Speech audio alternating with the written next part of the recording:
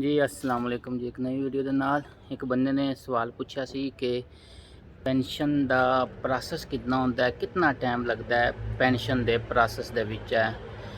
ਤੇ ਇਸ ਚੀਜ਼ ਨੂੰ ਮੈਂ ਜਾ ਰਿਹਾ ਸੀ, ਮੈਂ ਸੋਚਿਆ ਕਿ ਮਾੜਾ ਜਿਹਾ ਐਡਰੈਸ ਕਰ ਦਈਏ। ਤੇ ਇੱਕ ਇਹਦੇ ਵਿੱਚ ਨਾ ਦੋ ਚੀਜ਼ਾਂ ਨੇ।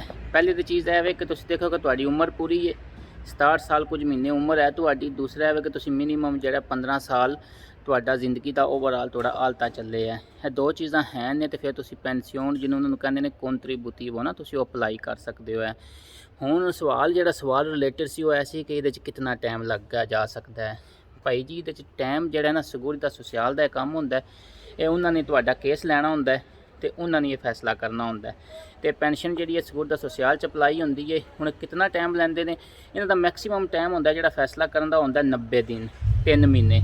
ਅੱਜ ਤੁਸੀਂ ਅਪਲਾਈ ਕੀਤੀ ਹੈ ਤੇ 90 ਦਿਨ ਲੱਗਣਗੇ ਤੁਹਾਨੂੰ ਪੈਨਸ਼ਨ ਦਾ ਫੈਸਲਾ ਕਰਦਿਆਂ ਔਰ ਪੈਨਸ਼ਨ ਆਉਂਦਿਆਂ। ਠੀਕ ਹੈ ਜੀ।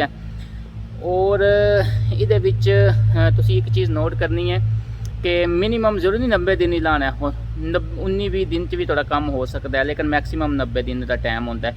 ਦੂਸਰੀ ਚੀਜ਼ ਜਿਹੜੀ ਹੈ ਨਾ ਇਹਦੇ ਵਿੱਚ ਨੋਟ ਕਰਨ ਵਾਲੀ ਇਹ ਚੀਜ਼ ਹੈ ਕਿ ਤੁਹਾਨੂੰ ਪੈਸੇ ਕਦੋਂ ਤੋਂ ਲੱਭਣਗੇ। ਇਹ ਬੜੀ ਇੰਪੋਰਟੈਂਟ ਚੀਜ਼ ਹੈ ਕਿ ਅਗਰ ਤੇ ਤੁਸੀਂ ਨਾਰਮਲ ਤੌਰ 'ਤੇ ਇਹ ਹੁੰਦਾ ਕਿ ਜਿਸ ਦਿਨ ਤੁਹਾਡੀ ਉਮਰ ਪੂਰੀ ਹੁੰਦੀ ਹੈ ਨਾ, ਉਸ ਵਕਤ ਤੁਸੀਂ ਦੇਖਿਆ ਜਾਂਦਾ ਕਿ ਤੁਸੀਂ ਕੰਮ ਕਰ ਰਹੇ ਸੋ ਕਿ ਨਹੀਂ ਕਰ ਰਹੇ ਸੋ। ਯਾਨੀ ਕਿ ਤੁਹਾਡੀ ਉਸ ਵਕਤ ਵਿਦਾ ਲਬਰਾਲ ਕੀ ਸੀ।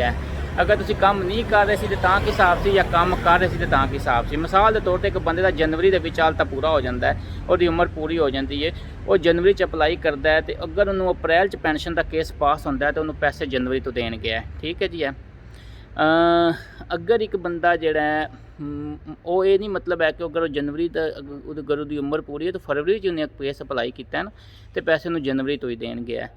ਲੇਕਿਨ ਅਗਰ ਇੱਕ ਬੰਦਾ ਜਿਹੜਾ ਉਹਦਾ ਹਾਲਤਾ ਨਹੀਂ ਚੱਲ ਰਿਹਾ ਔਰ ਬਗੈਰ ਹਾਲਤ ਤੁਸੀਂ ਉਹਦਾ ਵੈਸੇ ਦਾ ਟਾਈਮ ਪੂਰਾ ਹੋ ਗਿਆ ਤੇ ਫਿਰ ਜਿਹੜਾ ਉਹਨੇ ਫਰਜ਼ ਕਰੋ 10 ਜਨਵਰੀ ਨੂੰ ਕੇਸ ਜਮ੍ਹਾਂ ਕਰਾਇਆ ਤੇ ਅਗਰ ਉਹਦਾ 3 ਮਹੀਨਿਆਂ ਬਾਅਦ ਹੀ ਫੈਸਲਾ ਹੋਇਆ ਤੇ ਉਹਦਾ ਟਾਈਮ ਜਿਹੜਾ 11 ਜਨਵਰੀ ਤੋਂ ਸ਼ੁਰੂ ਹੋ ਜਾਏਗਾ।